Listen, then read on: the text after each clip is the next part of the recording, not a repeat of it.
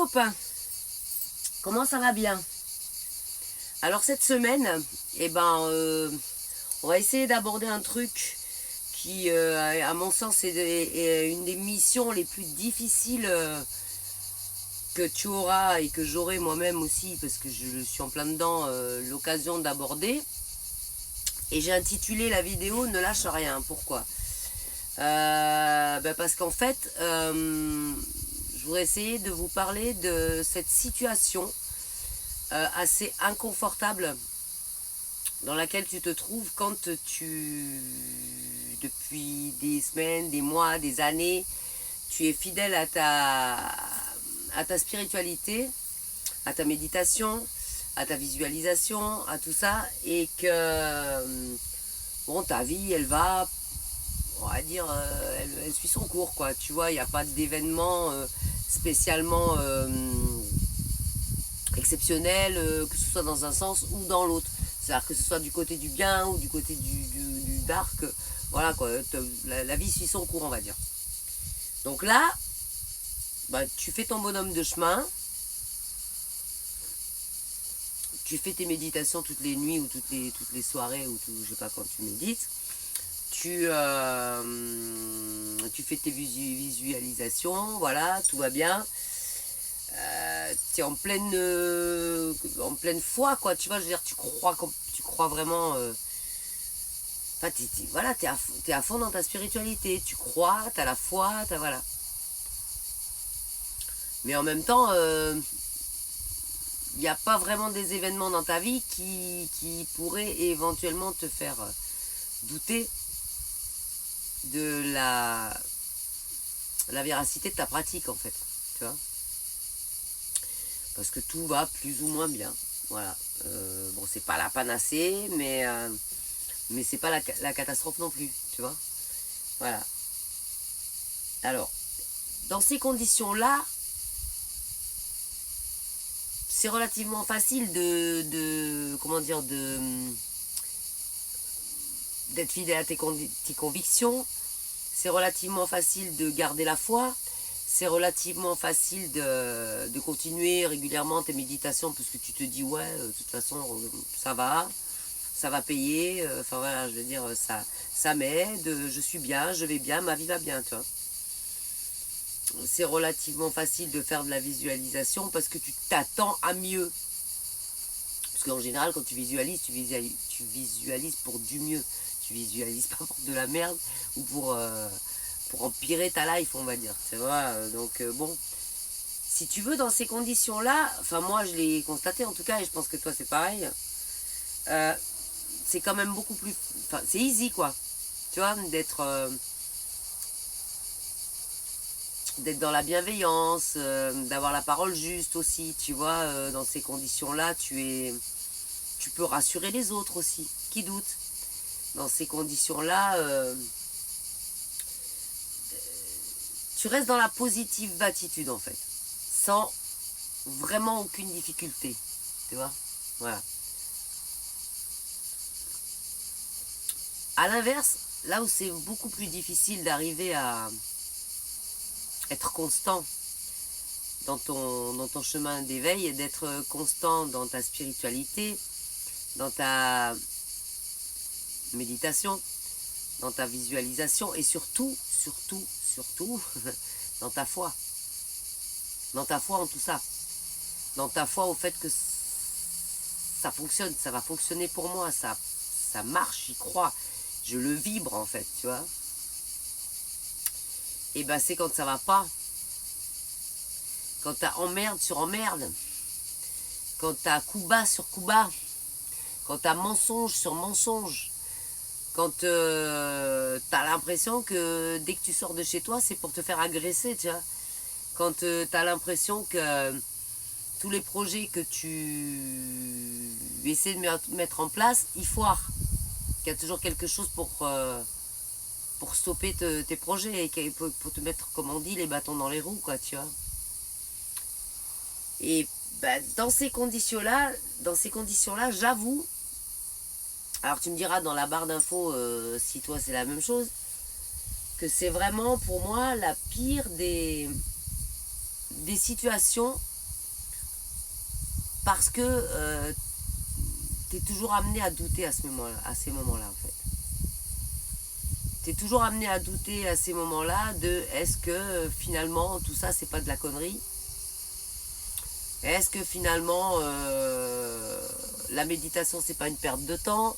Tu te poses tout ce genre de questions négatives en fait et tu redescends en vibration. Est-ce que la visualisation c'est pas une utopie totale? Est-ce qu'il y a vraiment des personnes réveillées sur cette planète? Parce que ça, je pense que c'est la question que tous les réveillés se posent quand ils sont entourés de non-réveillés. C'est est-ce que je suis pas toute seule ou je suis pas tout seul? Tu te sens seul au monde en fait à ces moments-là, tu vois. Et c'est là où tu es empreint de noirceur, tu es empreint de doute, tu es empreint de désespoir, t'as juste envie d'arrêter tout ça et de te dire bon, allez, à quoi bon, vas-y, je vais faire n'importe quoi, je vais profiter de la vie, je vais recommencer à boire, à fumer, à sortir, à faire de la merde et advienne que pourra quoi. Je veux dire, on a tous ressenti, je pense, sans me tromper, par rapport à la communauté, la petite communauté toute petite là qui me suit sur les réseaux, je pense qu'on a tous et toutes eu ces moments de doute, de désespoir, de remise en question, de se poser des questions, est-ce qu'on était vraiment sur la bonne route, sur le bon chemin, est-ce que c'est pas tout ça une énorme perte de temps, qu'on ferait mieux de faire autre chose en fait, tu vois, plutôt que de se gaver de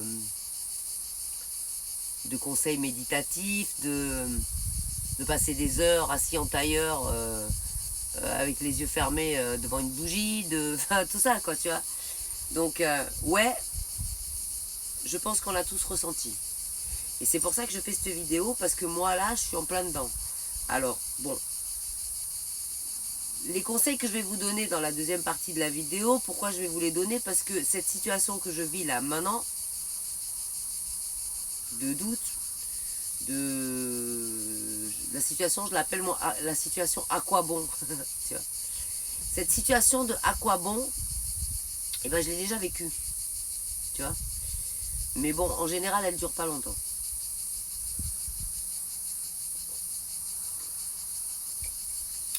C'est pour ça que je me permets dans la deuxième partie, là, je vais me permettre de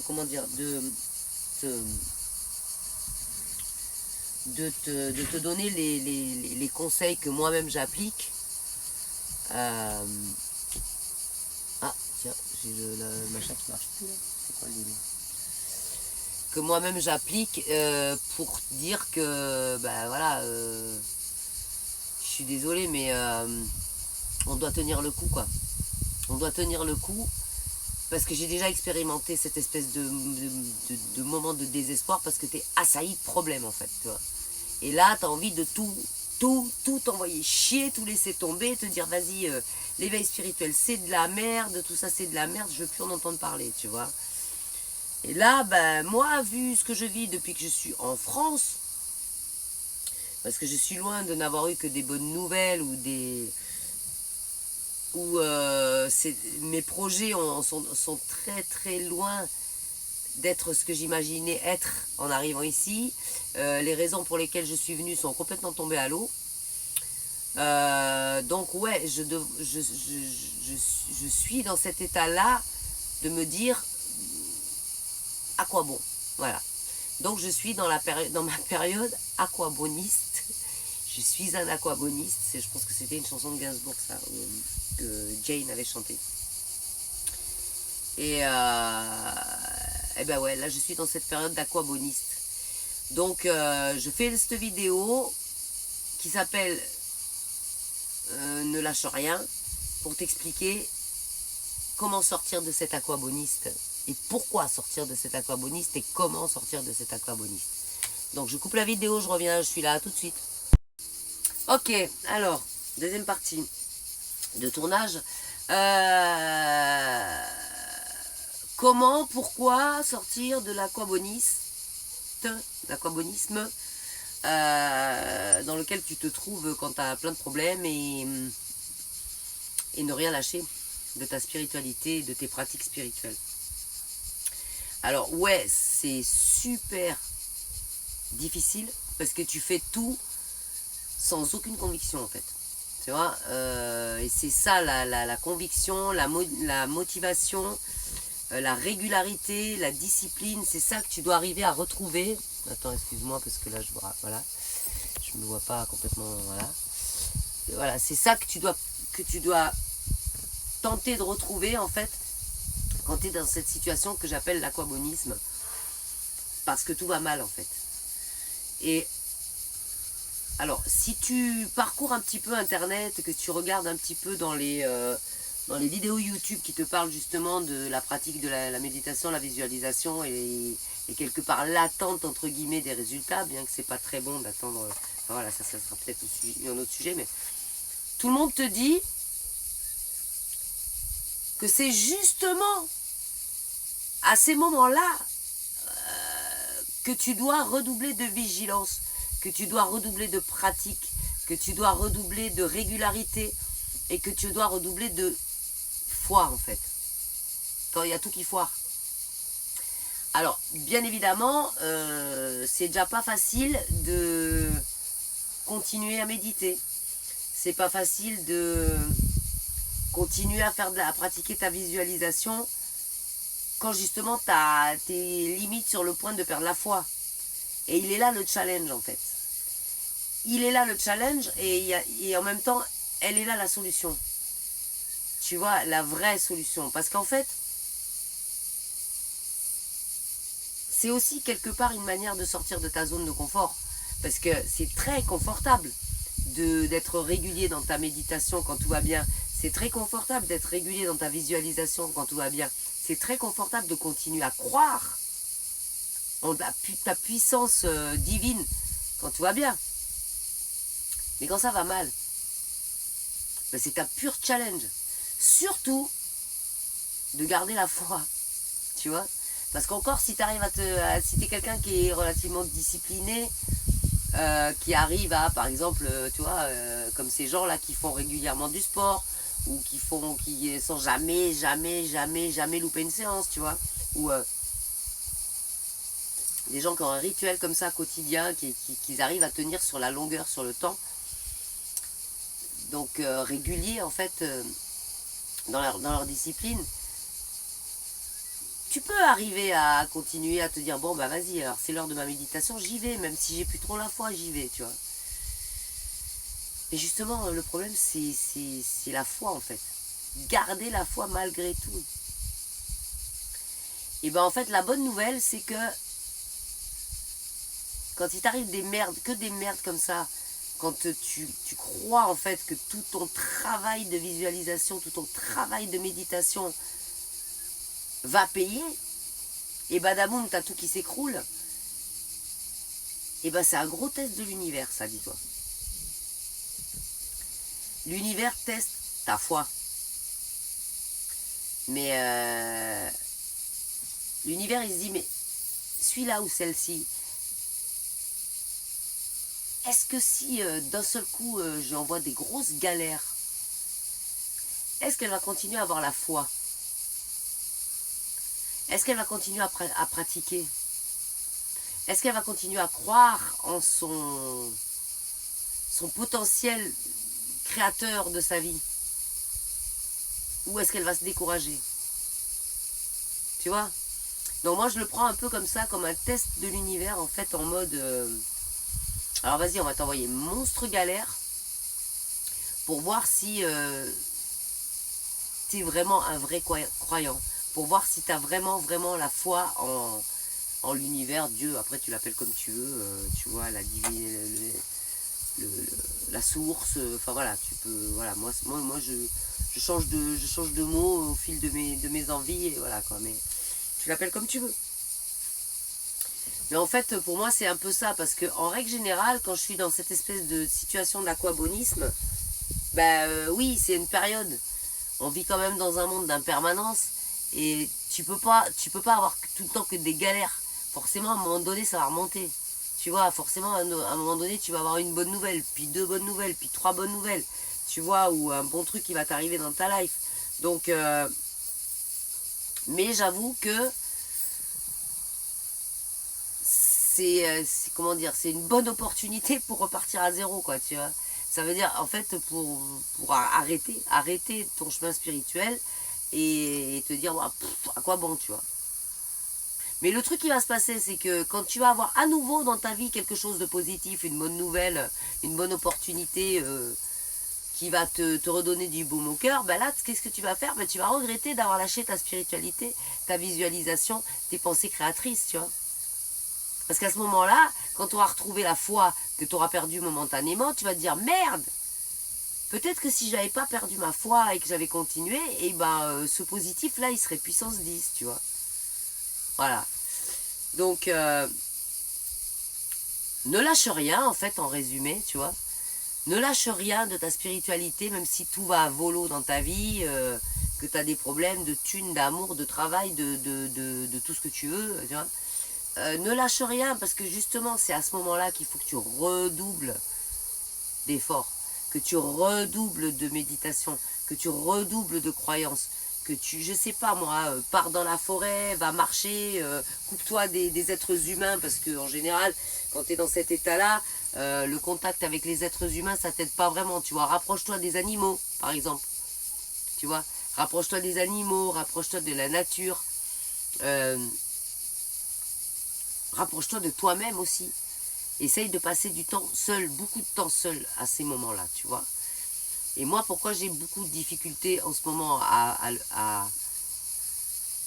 le faire, toi, je continue, mais j'ai moins l'envie, tu vois, j'ai moins l'envie, enfin voilà, j'ai moins la motive, on va dire. Pourquoi? Parce que ces derniers temps, eh ben, je suis pas chez moi, donc je ne peux potentiellement pas m'isoler comme je voudrais.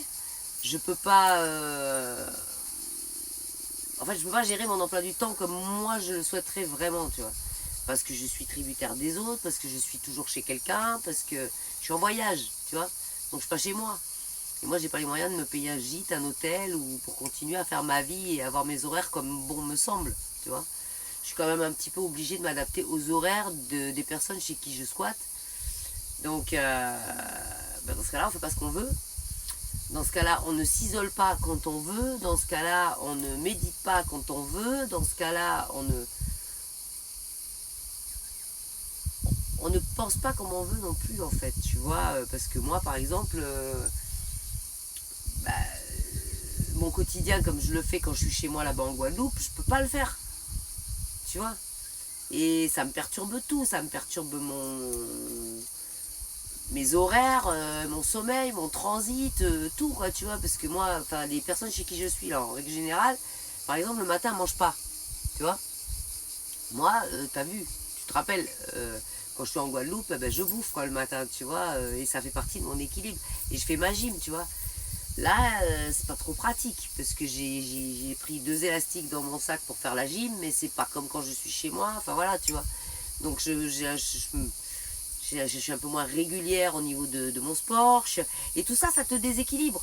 Donc, qui dit déséquilibre dit moins de force, moins de volonté et moins de croyance, tu vois. Voilà. Mais, justement, c'est à ce moment-là, et je te le dis, mais je me le dis aussi, histoire de me motiver plus, qu'il ne faut rien, mais rien lâcher. Voilà. Donc, la moralité de cette vidéo, c'est on traverse tous des périodes comme ça. L'aquabonisme, on l'a tous, on le vit tous à des moments donnés, parce que la vie est faite d'impermanence, tu vois, de montagne russe. Et ben c'est à ce moment-là qu'il faut vraiment, vraiment ne rien lâcher et redoubler de pratique. Voilà. Et ben je vous laisse sur ces belles paroles. Je vous dis à la semaine prochaine. Prends soin de toi, prends soin de ton entourage et ne perds pas la foi. Continue la médite. Bisous. Yes, I.